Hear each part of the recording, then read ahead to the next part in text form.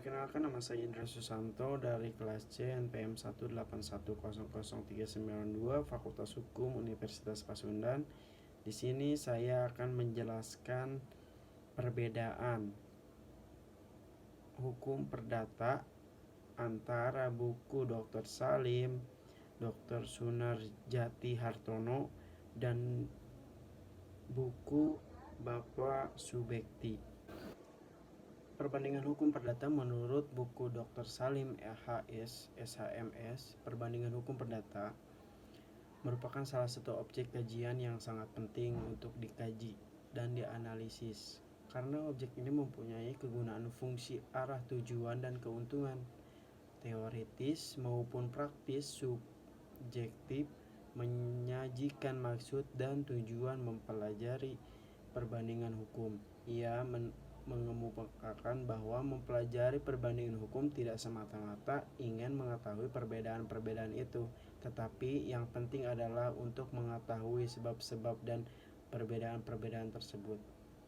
Sumber hukum yang di dalam bahasa Inggris yang disebut Court of Law, bahasa Belandanya yaitu Rechtsprechung, dalam bahasa Jermannya yang disebut Quellen des Rechts, mempunyai peran yang sangat strategis dalam kerangka penemuan hukum, baik oleh pengadilan maupun ilmuwan hukum.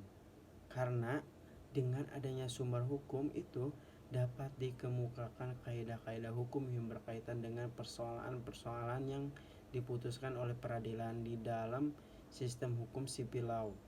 Karena civil law, maka sumber hukum yang utama yaitu hukum dikodifikasikan, sedangkan dalam sistem common law maka sumber hukum yang utama yaitu putusan pengadilan. Sumber hukum utama dalam sistem hukum bahasa Inggris yaitu precedent yaitu putusan-putusan pengadilan terdahulu yang diikuti oleh hakim di bawahnya. Di sampingnya sumber hukum itu di dalam hukum Inggris dikenakan sumber hukum lainnya yaitu undang-undang tertulis. Dan di buku kedua ada Capita Selecta Perbandingan Hukum. Penulisnya Dr. Sunarjati Hartono SH. Di sini menjelaskan perbandingan hukum adalah suatu metode penyelidikan akan suatu cabang ilmu hukum sebagai seringkali menjadi anggapan sementara orang.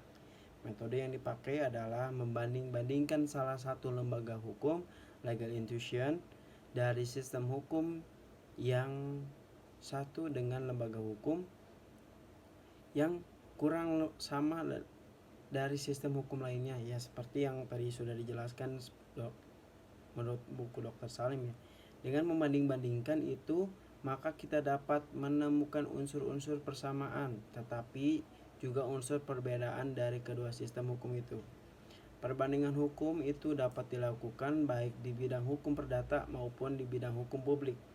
Bahkan dapat pula dilakukan dengan membanding-bandingkan suatu lembaga hukum di masa yang lampau dengan sifat corak lembaga hukum yang sama di masa sekarang. Dengan demikian perbandingan anomali itu membawa kita kepada sejarah hukum apabila penyelidikan itu dilakukan mengenai sistem hukum yang sama. Dan menurut perbandingan hukum perdata, menurut Profesor Subekti, buku Profesor Subekti, hukum adalah sebagian dari kebudayaan suatu bangsa. Sudah menjadi kenyataan bahwa setiap bangsa mempunyai kebudayaan sendiri dan juga mempunyai hukum sendiri yang berbeda dari kebudayaan dan hukum bangsa lainnya. Dalam buku BW Belanda, yang dalam hal ini adalah BW yang berlaku di Indonesia, bahwa tidak dikenal dengan pengangkatan anak atau adopsi, sedangkan kode sipil Prancis dan juga lain-lain sistem hukum seperti hukum Anglo-Saxon, hukum Cina, dan hukum adat bangsa Indonesia mengenalnya, karena dalam pandangan orang Belanda anak itu harus keturunan darah. Tidak mungkin keturunan itu sambung dengan mengangkat anak. Dalam BW ada peraturan tentang adopsi, karena memang di negeri Belanda sekarang sedang dikenal adopsi, tetapi atas pertimbangan lainnya, yaitu untuk memelihara anak-anak yang terlantar dan bukan untuk menyambung keturunan seperti yang dimaksud dengan cara berpikir, pandang hidup, dan karakter suatu bangsa tercermin dalam kebudayaan dan hukumnya. Suatu contoh yang sangat tepat mengenai sifat bangsa kita lihat dalam ketentuan tentang nudwir atau bela diri dalam pasal 49 KUHP berasal dari negeri Belanda. Jika dibandingkan dengan ketentuan yang sama dalam hukum pidana di Jerman yang mencerminkan sifat burgerlich, artinya mempunyai pola kehidupan sederhana dan tentram. Pasal 49 KUHP menyatakan bahwa seorang tidak dapat dihukum apabila ia menjalankan suatu tindakan pidana karena terpaksa untuk membela diri terhadap seseorang yang secara langsung mengancam jiwanya.